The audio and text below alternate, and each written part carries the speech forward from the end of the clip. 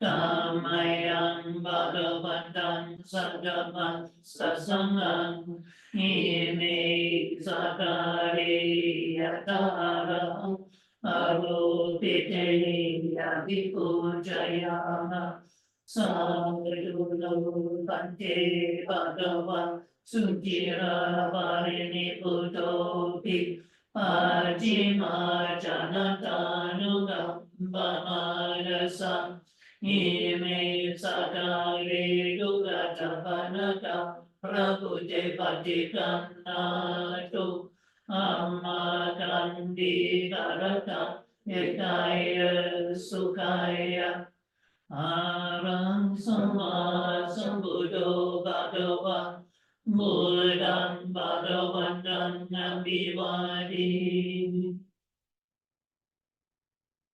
Swagato Bhagavata Dhammo Dhammam Vasami Supatipanno Bhagavato Savaka Sangho Sangham Namami Vandamayam Buddhassa Bhagavato Bhagavatanamakarandaru Mase Namo tassa bhagavato arahato samma sambuddhassa. Namo tassa bhagavato arahato samma sambuddhassa. Namo tassa bhagavato arahato samma sambuddhassa.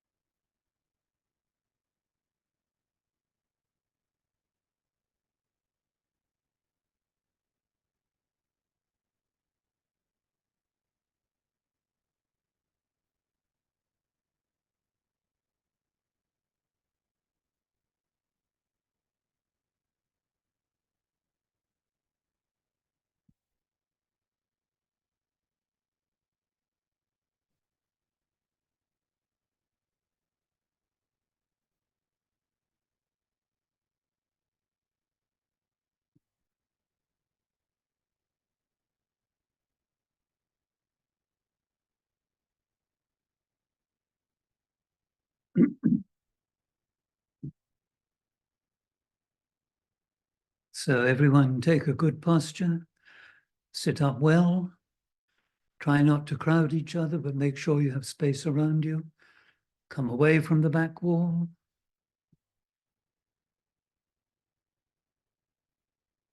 You have to sit up by yourself. No props allowed.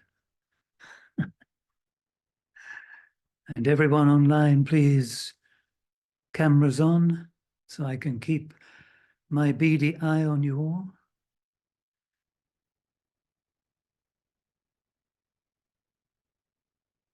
So,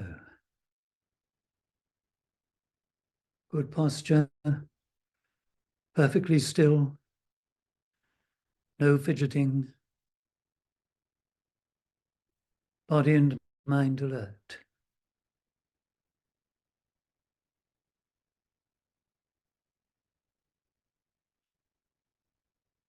And we'll commence by bringing to mind the Buddha, reminding ourselves of our great teacher and inspiration, recollecting his amazing and perfect mind that was clear of all defilement. And not only that, but far away, far distant from any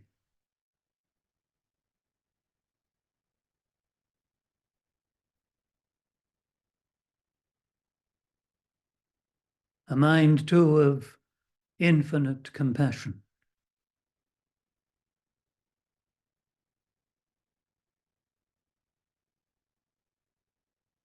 A great being, perfect in knowledge and conduct.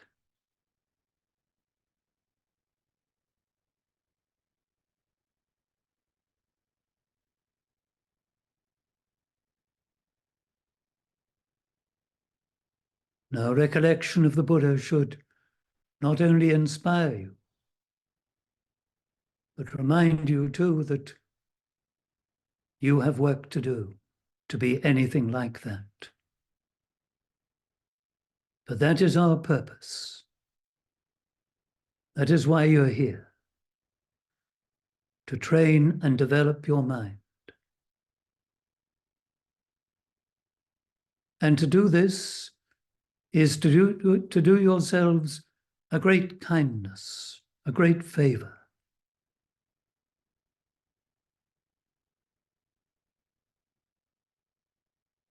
Which brings us then to metta, loving kindness. Loving kindness, first of all, for yourself.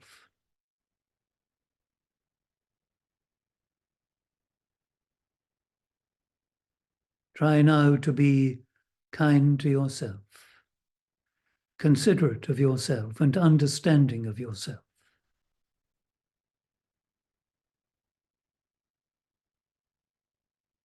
And of course, you're not yet perfect. And of course, you make mistakes. But there's no need to be harsh with yourself, angry with yourself. Rather be kind to yourself and encourage yourself to do better.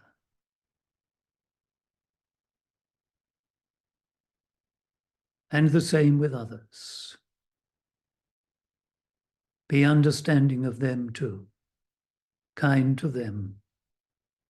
And if you can, help them and encourage them to do better.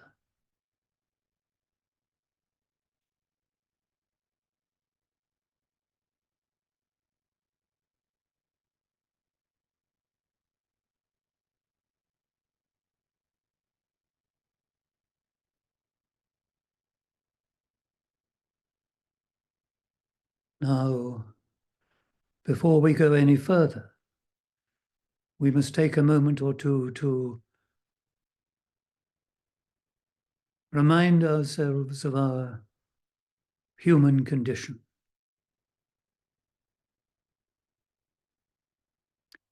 That having been born, we are aging. Time is passing.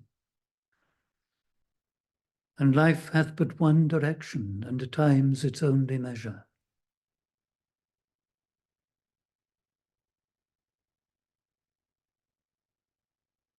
And furthermore,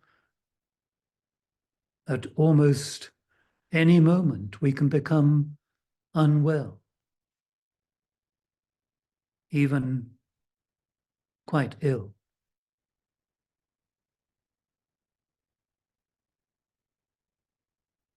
And most certainly, one day, we will die. And so will all our loved ones, our friends, even if you have such, your enemies. All that lives must die.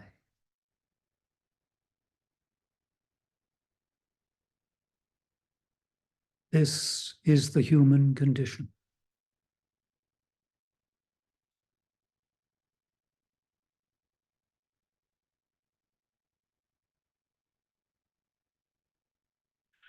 Now we make it much better for ourselves if we can learn to see and understand things properly.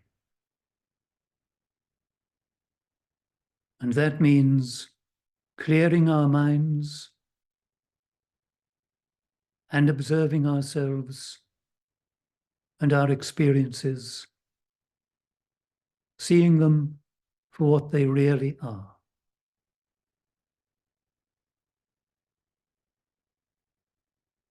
So we begin by gathering and concentrating our minds,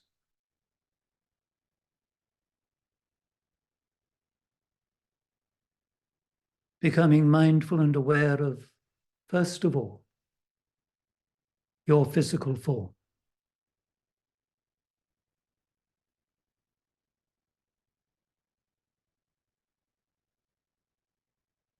Be aware of your body, your solid body, the shape it makes, the space it occupies.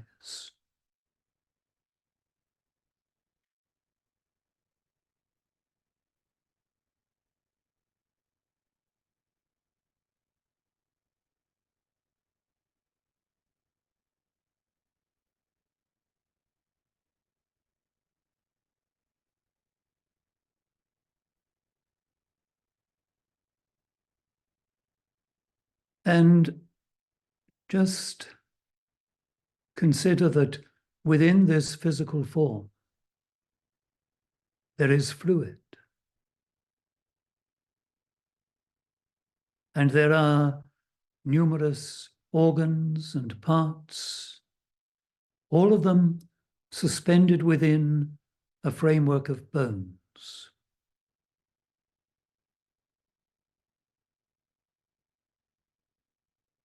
A major part of your body you never see, but there it is with you all the time.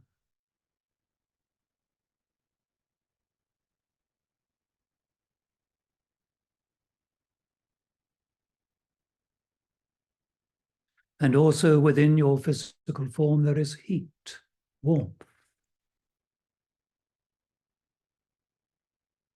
and air, and movement as you breathe in and breathe out.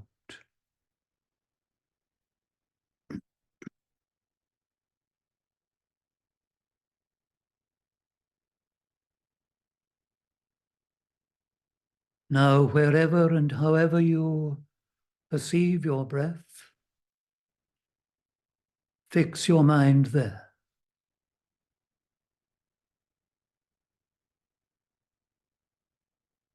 And be mindful and aware as you breathe in and as you breathe out.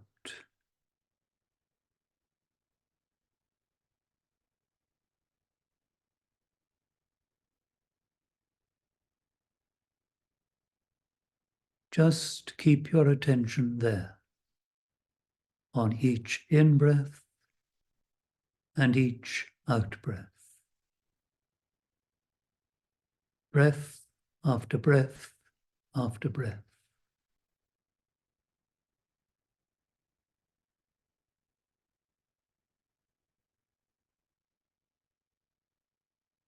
Should anything interrupt your concentration, any sound, thought, feeling, anything at all, try not to let it really disturb you, but simply observe, simply attend to that thought or feeling, that ache or pain or whatever it might be. Just watch it and let it go.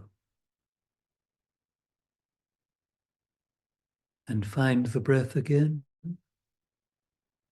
And again, try to keep your attention following each in-breath and each out-breath. Breath after breath after breath.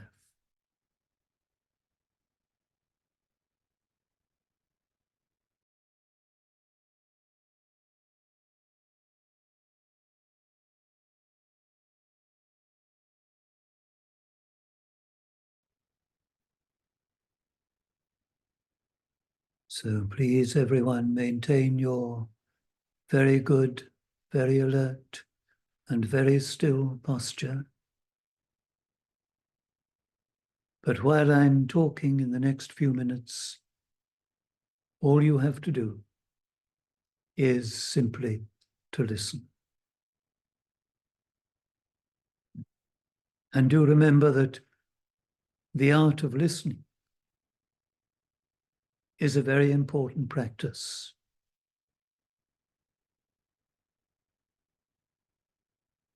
And it means simply to listen, to just listen.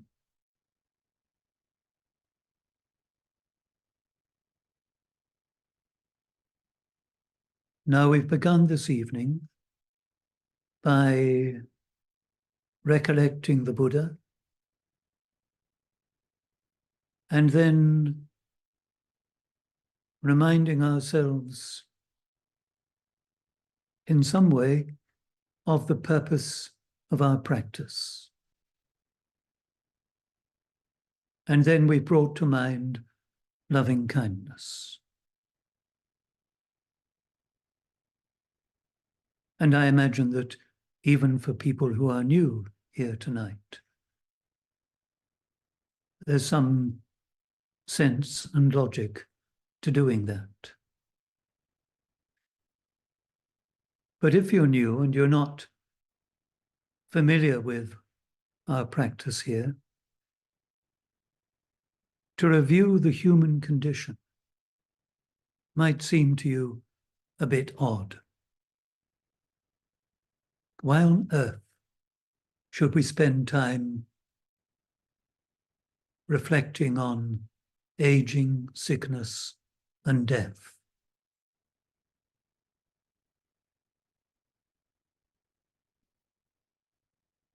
Well, although I did mention the purpose of our practice, I know that for new people, it's not always quite clear. And I know that some have come here expecting a kind of relaxing sort of mindfulness experience. And they've not been very happy with what they've discovered. We here promote and try to practice a Buddhist path.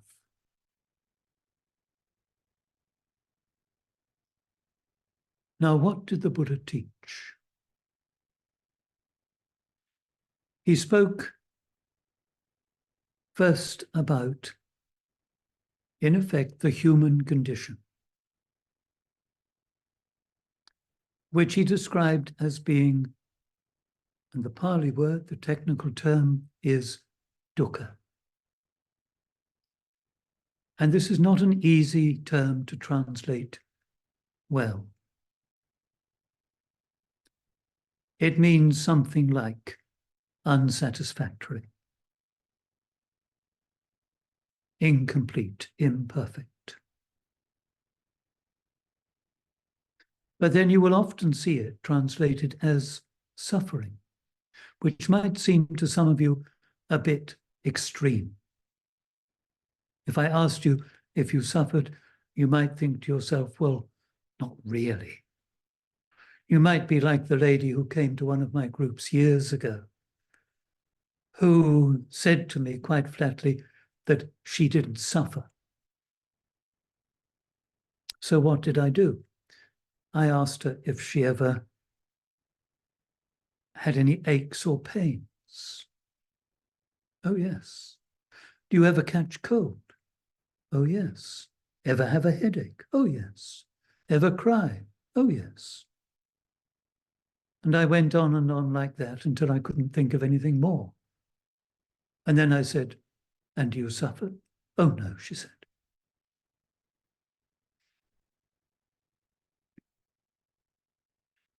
I suppose we're convinced that life is all right, even though it's not.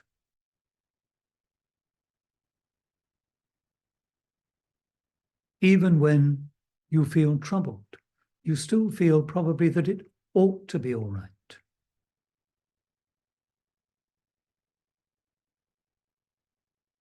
The Buddha when he talked about dukkha, referred to this human condition of aging, sickness, and death. Not only that, but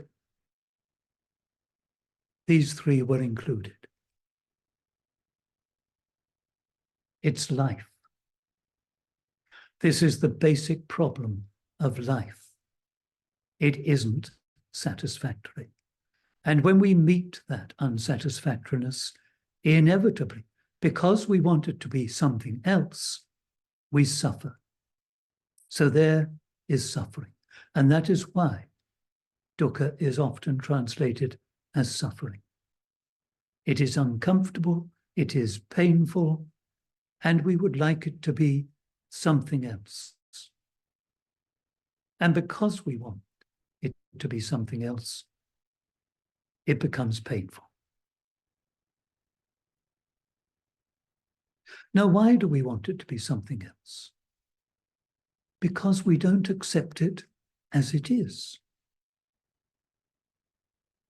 It's the wanting that causes the trouble. It's the wanting that brings the discontent. So now what can we do about all this? We can change our attitude. We can change our mind. And that's what this Buddhist practice aims to do. That's what we're endeavoring to accomplish. We want to transform ourselves. When people ask what Buddhism is it a religion, is it a philosophy and all that? My answer sometimes would be, it's a way of transformation.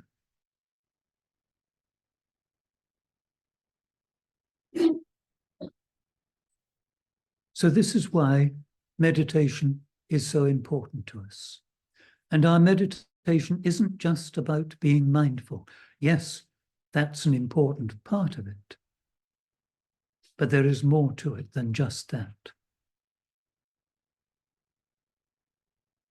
The Buddha set out a solution to this problem of suffering.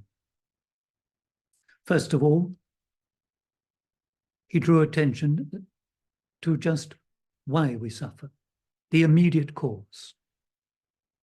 It's what I said a few minutes ago. Craving, wanting it to be different.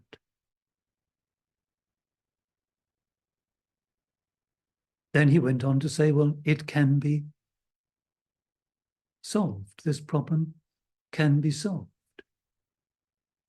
And then the way to do it. It's known as the Noble Eightfold Path, which, of course, has 8 parts to it. And these 8 parts fall into 3 segments. If you can't quite remember all 8, at least try to remember the 3 segments.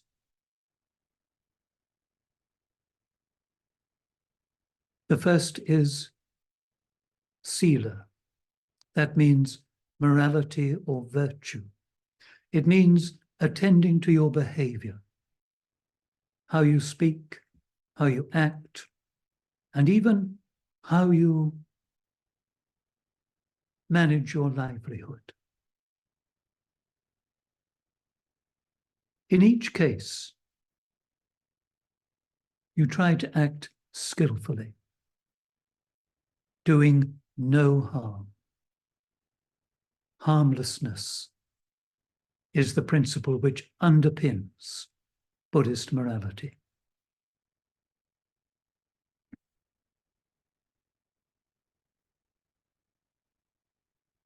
When you practice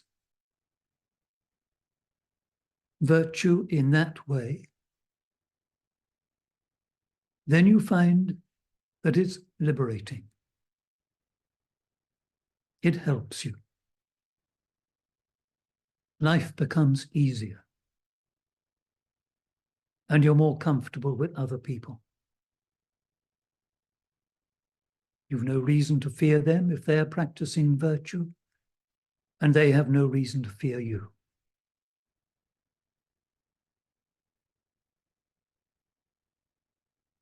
Then the second segment is concerned with training your mind. Now, the training of your mind is ably supported by the practice of virtue.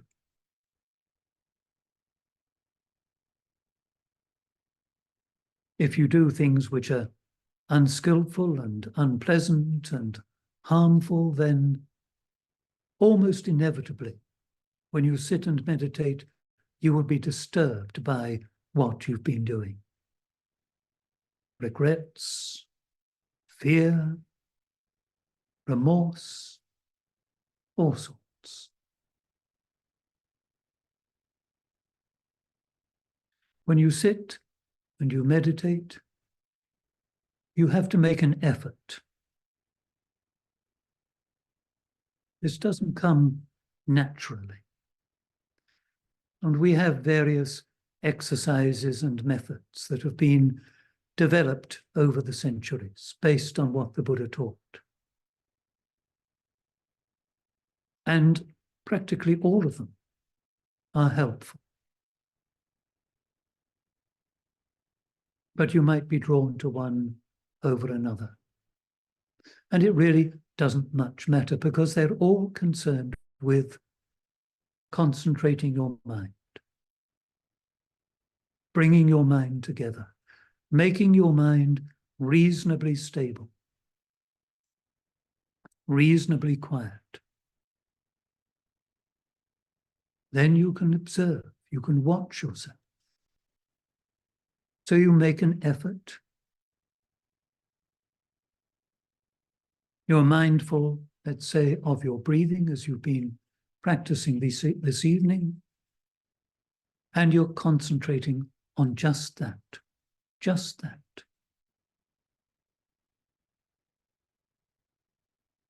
But then, of course, your mind will sometimes wander, and certainly at some point you will withdraw from that practice.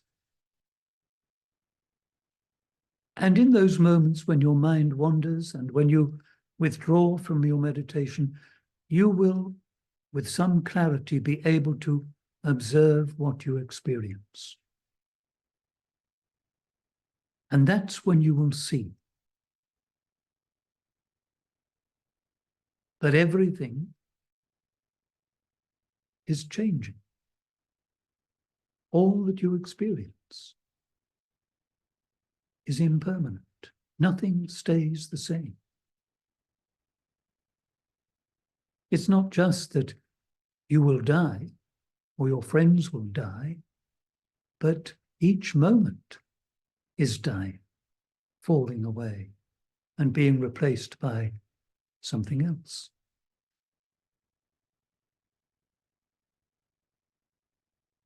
Observing this over and over again generates understanding, insight into the nature of things. Which brings us to the third segment, which is to do with developing wisdom, seeing things as they are, for what they are.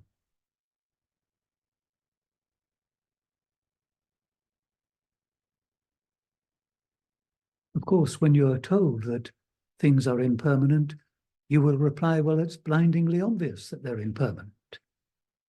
I know, I can see that things change, but you don't really see it. This is the trouble. And so you want things to be, in effect, permanent, solid, stable, and certainly you need to and want to possess them. This is the trouble. And we can't do it.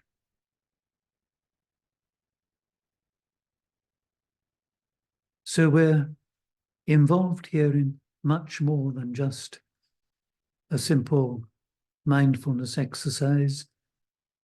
We're trying to change our minds.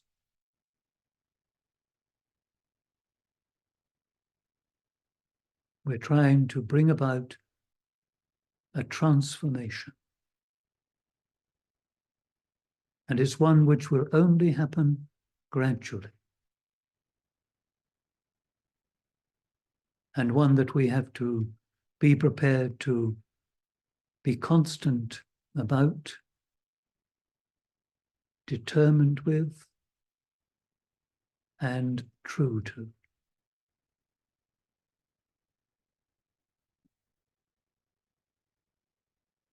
So, I recommend it to you. That's enough from me for now. Tonight, we'll sit for a moment or two longer, and during these closing moments, please concentrate your attention on metta, loving kindness, for yourself and for all beings, everyone and everything.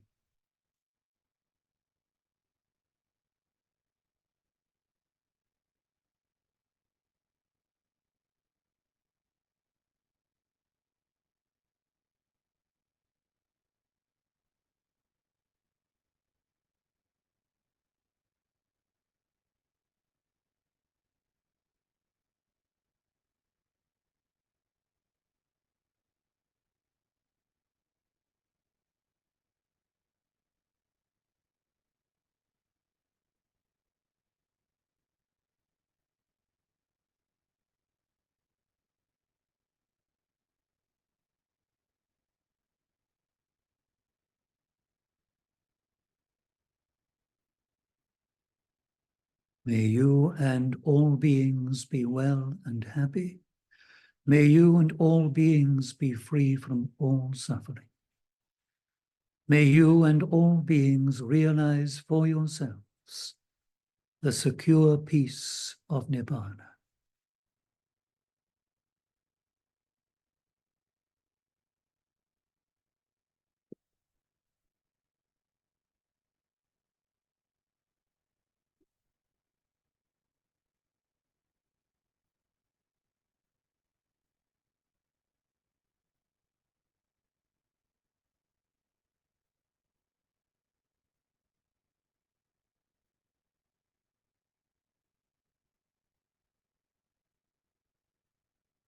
Araham Samma Sambuddho Bhagava Buddham Bhagavantam Abhivadin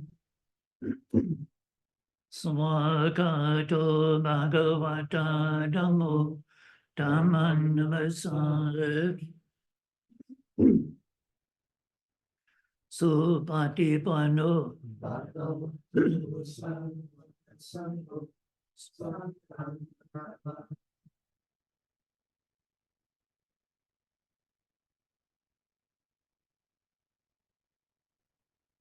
So, thank you all very much for coming. Before I go, can I remind you that this coming weekend is New Year in Southeast Asia, and we'll have a celebration here on Sunday, which will include the ordination of our novice here as a bhikkhu. So if you have the time and are available, please do come and join us. That's on Sunday. So thank you all very much. Good night.